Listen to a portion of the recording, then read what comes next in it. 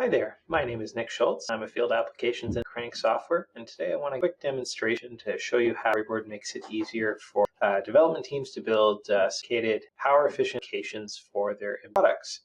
So what I'll do is walk you through a typical scenario in the world of embedded design. And jumping straight into the tool, I'm actually going to start out at the design file. As you may know, Storyboard supports direct from files and applications like Photoshop or even Sketch. And you can go ahead and put an application in a design tool and import it directly into your designer environment and start adding behavior and different feel, form, and functionality. I'm actually running on a desktop, and so I'm opening up a PSD file. But if you were on a Mac, you could have Sketch, and Windows obviously supports Photoshop as well. And as you can see here, we've got a sort of a home automation design with a thermostat, a weather screen, and some different settings and security voice screens laid out here. And with that, you can see how the layout of the application has already sort of been set up for you.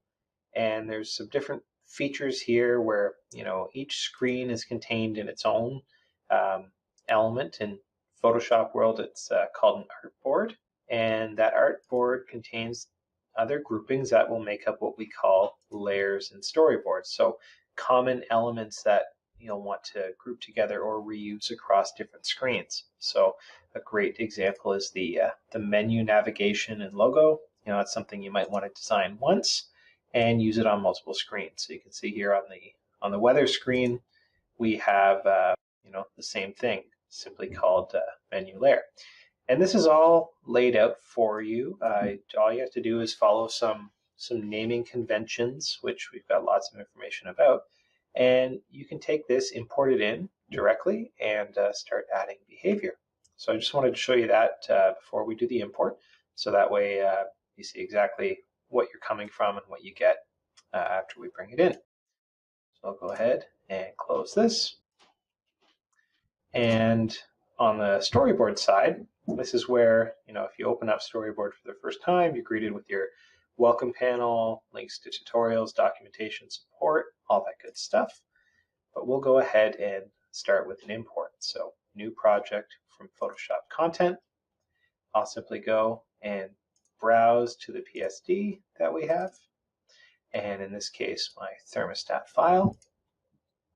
Go ahead and leave everything default. A few different options here if you wanted to kick off a new project, start a new content within an existing one, stuff like that. Hit finish. And we're going through the tools, reading the Photoshop file, slicing everything up and laying it out for us. So as you can see, we have all of the screens laid out on the left-hand side for us. In this case, we just ordered them alphabetically here, so I could go and take the thermostat screen and make it my start screen. And if I make changes to one of the layers, like the menu layer there, you can see those changes propagate to each instance. So again, the case where you want to define something once, use it multiple times. And each layer is made up of controls. So you can see there sort of the bounding box, its width, its height, its dimension. And that's where you can specify if you're using images, text, fonts, fills, and we can even use dynamic gradients if you want. So you could come up with interesting effects and even start building up masking content within there. So a lot of really cool and powerful stuff. But what most people want to do is once they've got some content in place, they actually want to create some behaviors. So in this case, we've got a few different screens where it'd be very easy to set up some navigation. So if you wanted to click these buttons along the bottom, select weather there, right click, add an action. We can go ahead and say touch, trigger a screen transition, and you can choose a neat effect. and I will go ahead and say a nice fade transition there. Select our destination, weather. From there, you can modify other properties if you'd like. Hit OK. You can see we now have our action set up to register a touch event on that control. I could go ahead, copy that, paste it here, and simply change my destination back. And in this case, I'll go ahead and simulate our application. And this is our embedded engine running on my desktop. And you can see here I've got some nice animated screen transitions. But maybe I want to do something a little bit more intuitive and reactive. So we could actually go ahead and set up some draggable screen transitions here too. So the nice thing there, if you're thinking about maybe a wearable device or something else where you could actually go through and create that swipeable left-right effect. So in this case, when we show the screen, we can set up the bindings for left and right drags. So I'll bind this onto a screen show post event. So after we show the screen, we will go ahead and set up a screen drag transition. And in this case, I can choose a bunch of different effects, and maybe for fun, we'll take a 3D rotation, and I can go through and say, if I want to drag to the left, I'm going to go to the security screen, and if I'm dragging to the right, I would like to go to the weather screen. And there's options as well for up and down, tuning the threshold, stuff like that. We'll leave that set there for now. And now, if we were to simulate, we can play around with that. So you can see I've got my drag event set up there. So if we save our changes, I still have my transitions there, but now I've got that nice draggable functionality left and right. And if we wanted to, complete that picture, we could even copy this and set up a carousel effect on the other screens. So, in the case of going to the left, it took us to the security screen. Paste that in. Filter that out. And so now we'll just swap these out. So if we were on the security panel, going left will take us to the weather, and going right will take us to the thermostat. Copy that again, and then finally go down to our weather, paste that in. Same thing there where we'll swap it about. So going to the right will take us back to security, and left to the thermostat. So save that, run it again, and now we've got this nice draggable loop set up, which is pretty cool. So a couple clicks, we've already built up some navigation flow, and we're ready to do a little bit more behavior.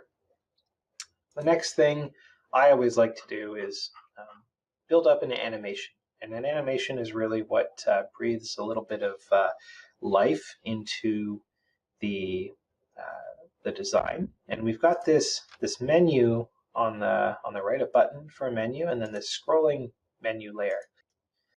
And inside of it, a bunch of different content